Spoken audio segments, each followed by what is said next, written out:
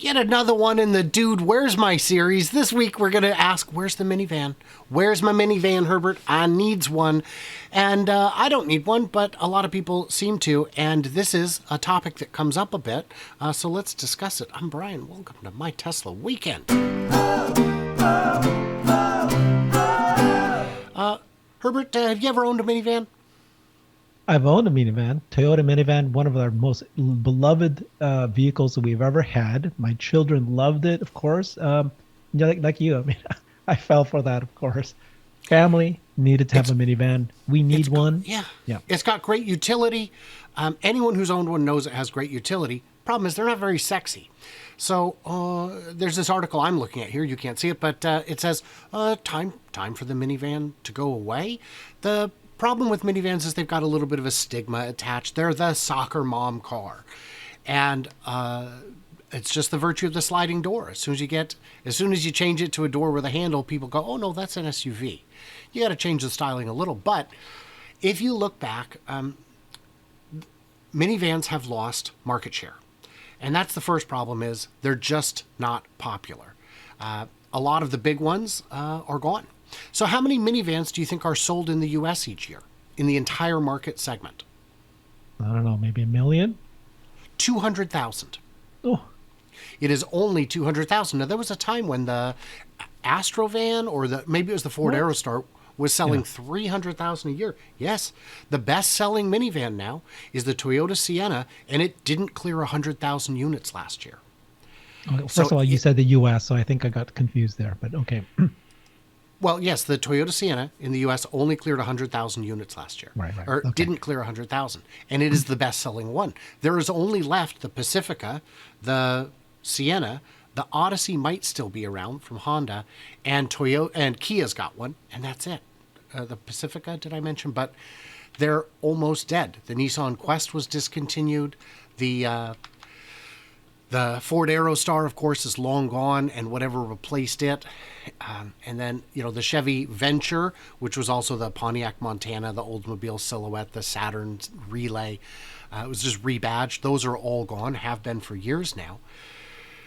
So why hasn't there been an electric minivan? Why haven't we seen one yet? I'll guarantee you that minivan volume is going to skyrocket. The reason is Yes. robotaxi. Okay. If you think about it, if you were to create a pure car, just take all preconceptions out of the mind, start from first principles, it needs to have sliding doors. It needs to be easy in, easy out. You need to have lots of room inside. Now, of course, many will tell you that robotaxi is really for one person, maybe two people, the vast majority of rides. Absolutely true. But it's also, there's going to be room for that. And then there's going to be room for multi people, right? Like 4 of us coming in and we're going to drive. And you're going to want a minivan. And you need the sliding doors. And so I think it's going to come back. It's going to make a big comeback. I think you are very, that is a very strong possibility, especially with the nice low floor and all that. If you look at, I pulled up a chart here that shows minivan sales as a percentage of U.S. auto market by year. In 2009, it was still 4%, and as of 2019, it was down at 2.6%, which is, a dying segment. Part of it is you can't sell cars you don't build, and increasingly manufacturers discontinued them. So that explains that a bit. So why isn't there an electric minivan yet? Li Auto has shown theirs off. They've got one. It is a MPV unveiled in China, marking the brand's transition into EVs. The problem with it is, the look is debatable. It's a contentious look. The problem with it is, it's $65,000 in China. That's the domestic price in China, which makes it kind of a tough sell. 68,400 US is the price in China. Why is it so expensive? So first of all, just to add another thing, why I think it's going to come back. Okay, just before I answer your question, robotaxi, right? You actually want to have as many visuals to be able to watch things, and a minivan is a perfect place where you can have more screens, bigger screens. Okay, but back to your question. I think my understanding is this, right? So there's 2 ways that new car manufacturers will build new vehicles, in this case, electric vehicles, right? So first way is the most common way that they've done it is become the low cost. You build the one that is lowest cost to be able to break into the existing ICE market. And if you do the low cost model, this is what the Japanese did. This is what Korean did and what Hyundai. You would start with a compact car, the most basic thing. The other approach that Tesla did, which is start at the premium, the Roadster, the most expensive cars out there, so that you can kind of buffer the cost it is to build this thing. So this kind of falls in the middle. I mean, I've been debating with some people. I don't know why Tesla even did this truck, the Cybertruck. We talked a little bit about. I'm going to get hit about this, but because in the U.S. it's a big deal, but globally trucks are not that big of a segment. And I assume you and I did the one show where we looked at all the different segmentation, and trucks were way at the bottom globally. Sedans actually came higher, and they're barely being sold here in the U.S., but they came like 30-40% of that. And so SUVs, sedans, trucks, minivans. So I think there's a market for it, but like you just said earlier, it's a small one, and so I don't think that's that's going to be the thing. They're going to go first. Again, you and I need to go deeper into the actual segmentation, but I think a commercial vans probably has more of a market than family vans. Especially early on, and especially if you're going to need it for the tunnel. Boring tunnel needs a dedicated vehicle, and there's nothing in the Tesla lineup today that would fit that bill. Now here's my take on it, and this might not be popular. We'll find out in the comments. You guys can let me know. The reason there's no minivans is because the technology isn't there. Wait, what? How's that possible? Yep. So the difference between a van and a minivan is a van is made on a truck chassis and a minivan is built like a car. So if you take an example like the Nissan Quest that I just this week will be trading in for my Model Y, it was built on a Nissan Maxima platform. So it's got the same engine, the same drivetrain, the same, everything except the actual top body. It's the same car.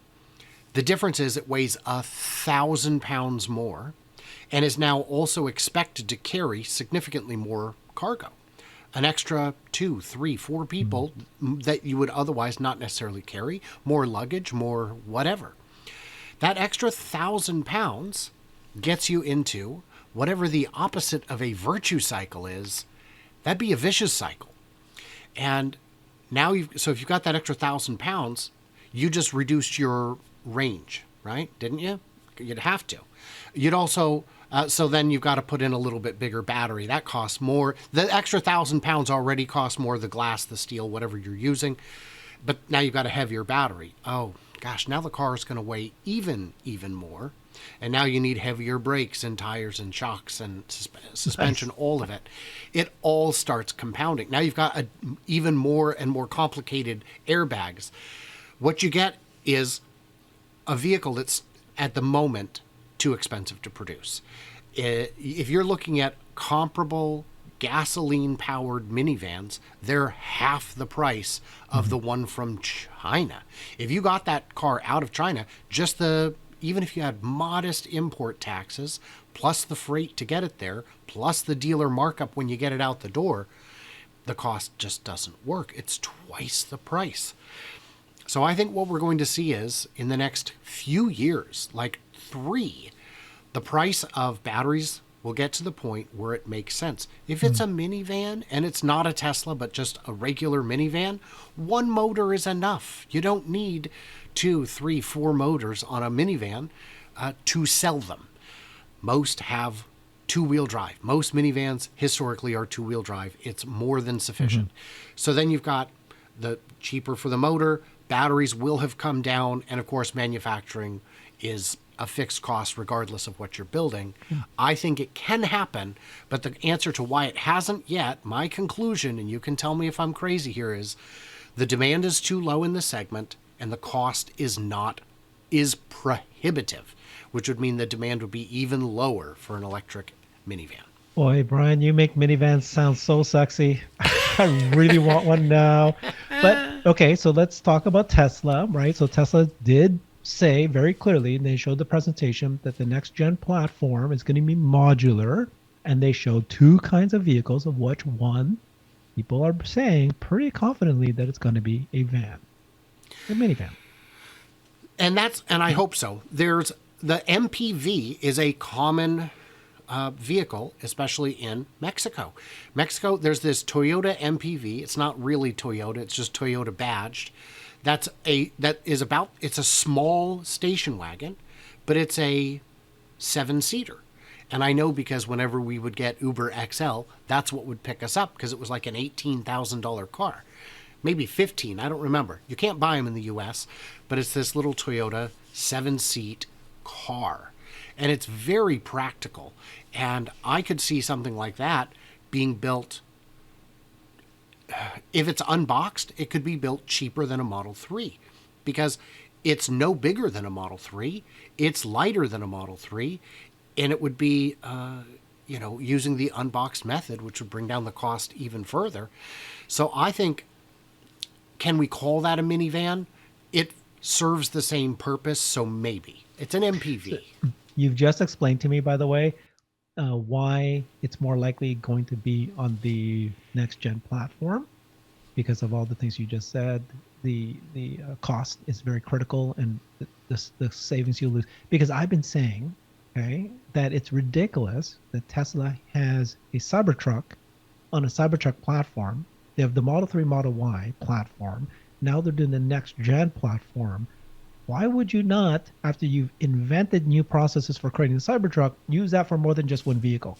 And wouldn't it make sense for them to create a Cybervan using the Cybertruck platform, especially if it's robotaxi, because then it's going to be safest vehicle on the world because it's based on the Cybertruck platform. And but maybe it's going to cost too much, it's too heavy, all the things you just said. But it just bothers me that the Cybertruck platform is only for one vehicle, and nobody's telling me that there could be a second, third vehicle for that ridiculously expensive line that they've created. So I will share my thought on that, which is that if you don't have the stainless steel, if you use something other than that, the castings and skateboards still have quite a bit of structure. There's no reason they couldn't build something on top of it that isn't a stainless steel thing.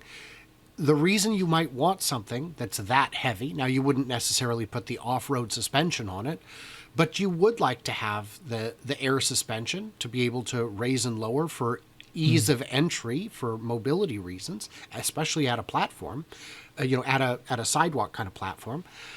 And then it would also be able to handle the weight of, say, 10 people inside, 15 people. Especially, the boring tunnel is going to extend all the way out to the stadiums. Do you know what kind of capacity you need to empty a stadium back into town after the fact? You're not going to do that with Model 3 and Y or even X. You just don't have the capacity. You want to be able to put people in there, standing room only. And I think if you put 15 people inside of something less rugged than the skateboard of a Cybertruck, you might be a little overweight. It might be unsafe for the vehicle to operate at that weight. So I think you're not crazy. Just know that, Herbert. You're among friends, and we can talk here. I'm You're the not only one crazy. that's been saying this. Honestly, I just don't like the fact that they've created a Cybertruck and they're not going to create a Cybervan.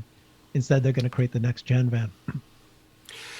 There's room in the market for both, I think. I think they would serve different purposes, because you can have small delivery vehicles and large delivery vehicles. I think both would potentially sell and not necessarily have the highest overlap, because especially with commercial clients, they know their routes, they know their needs, and they know whether or not something fits. Oh, you guys, like, subscribe, all that. What did we miss? What do we misunderstand? Leave it in the comments. And do me a favor, would you check out Brighter with Herbert? And I'll talk to you guys on the flippity flop.